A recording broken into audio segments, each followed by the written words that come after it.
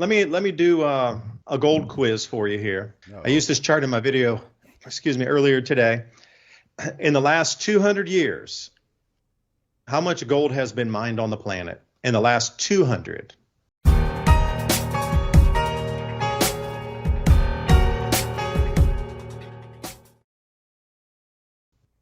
Not all the previous gold from, way far back with kings and queens in the 13, 15, 1600s. That doesn't count. Just in the last 200 years, how much gold has been minted I should say mined on the planet, and then could have been minted, but mined? I don't know. 3,100 tons. That doesn't sound like a lot. I mean, It's not a lot because you got to think about it. America has supposedly 5,800 tons. That's old gold. So put it in perspective here. I want to blow your mind on this one. China on the books, so they say, has 10,000 tons of gold. They have between 32 and 40,000 tons. So either they're mining and not putting out the figures and nobody knows, or there's a lot of old gold around that's been sloshing around from the Vatican and these different places that nobody knows about. Because you're telling me with a straight face, the mining records that we have and somebody did and crunched them all together, 3,100 tons in 200 years.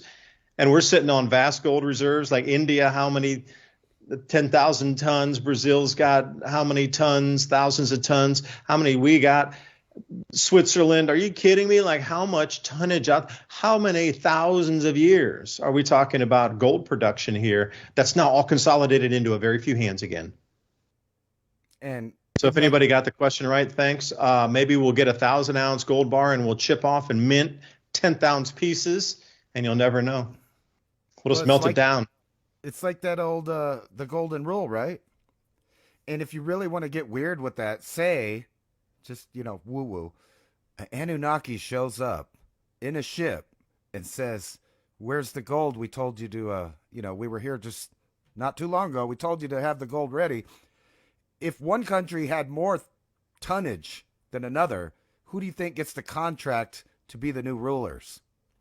That's pretty obvious, right? But on the other hand, it could be just a group of people, and it's the same kind of like the diamond industry, where we know they were pulling up a lot of diamonds, but the bankers would lock all those diamonds up so that it would keep the value of the diamonds very high, because it's a supply and demand. You can't move them or sell them or do anything. And the more that they keep in vault, then everything new you pull out of the ground, then they just put a little more back into the vault, and it keeps the prices the way they want them to be. Because he who has the gold makes the rules, right? I know that a lot of people know the other golden rule, to treat others how they treat you. But if you're a nation state hoarding gold, you treat the other country like they treat you, and that's steal the gold. Never get left out in the cold. There is never a reason to ever let you or your family suffer. Instafire and Civilization Cycle are on a mission to make fire starting and off-grid living easy for everyone. You shouldn't have to be a mountain man to strike a flame and make a fire anytime, anywhere.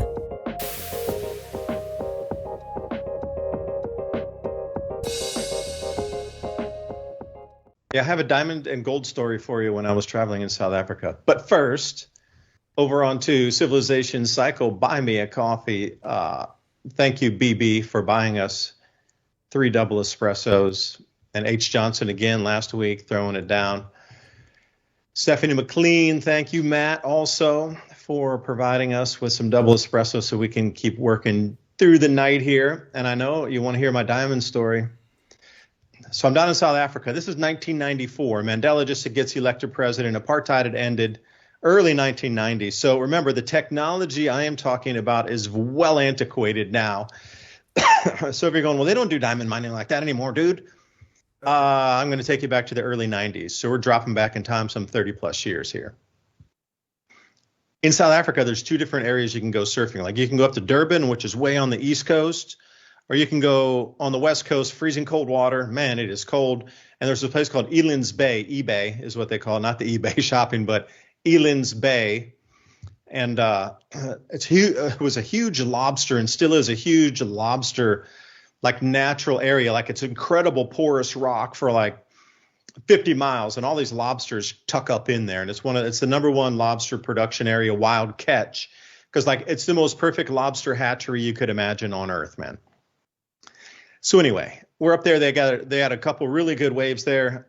And as you go up into Botswana and Namibia on the beaches there, right at the border there too, if you go north of Eland's Bay, like maybe 40 miles or so, you come right to the border and there's barbed wire all up and down the beach. And I'm like, what? Is this like a camp or like an army? And they're like, no, this is the diamond mining area. You can't go in, bro. You go in there, they will literally shoot you on sight, or they will release the dogs on you and you will actually really get mauled, like nearly almost to death. And then you will be arrested and put into a prison for like 20 years. And I was like, what? What happens if you're surfing and you just kind of drift over there? Like, bro, you can't. You really can't. You go across that line, even if you're in the water. I was like, well, there's no way you can get diamonds out of the water. Like, what are you talking about if you're surfing on the – they're like, come here, my friend. Your naivete even shocks me. And I was like, okay. Well, what are you talking about? He goes, the diamonds are on the beaches. That's what you don't get. They come out of those pipes from the volcanic pipes, and they make their way down through erosion onto the beach.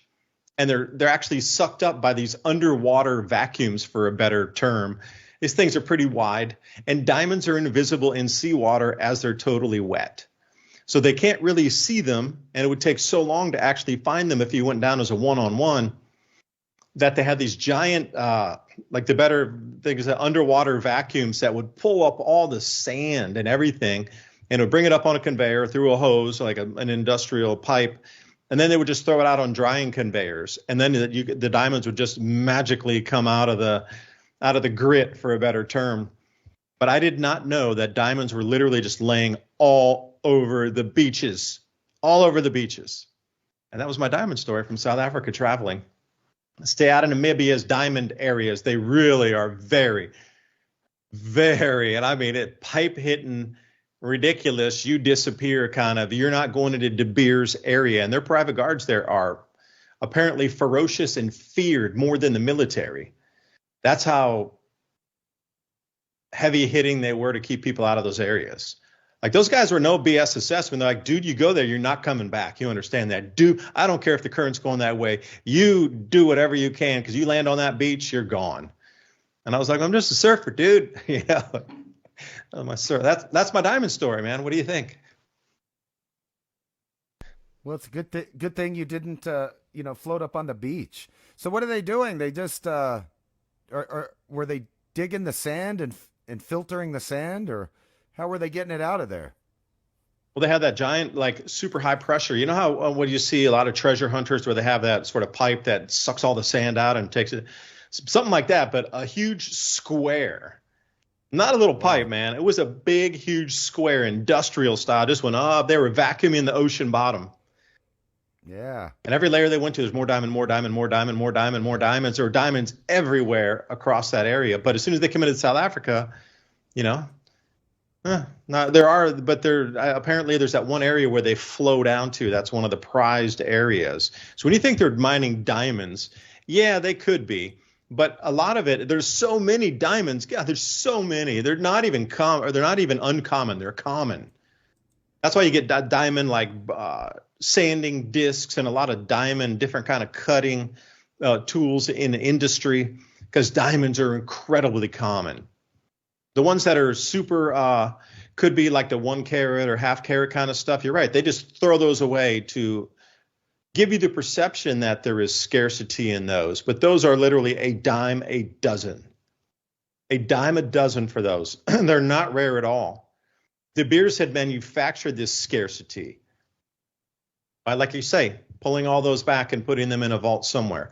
I am sure if you found the amount of stored diamonds that are hidden from the public, it would be in the multiple tons. Like hundreds of tons of gem quality, half carat to maybe 3/4 carat. Maybe it is even carat, a little bit over, but they didn't have like the clarity that they were looking for. But it's still giant gem quality diamonds. Tons and tons and tons are just sort of stored in sacks somewhere. They're not uncommon. They're super common. That's the whole thing. And I didn't know it until I had that first realization of it. So That's all I can say. I don't have anything more to add to the story. That was a good story, though. Thank you. You Next, who's around the campfire? I'm gonna roast a marshmallow or listen to somebody else.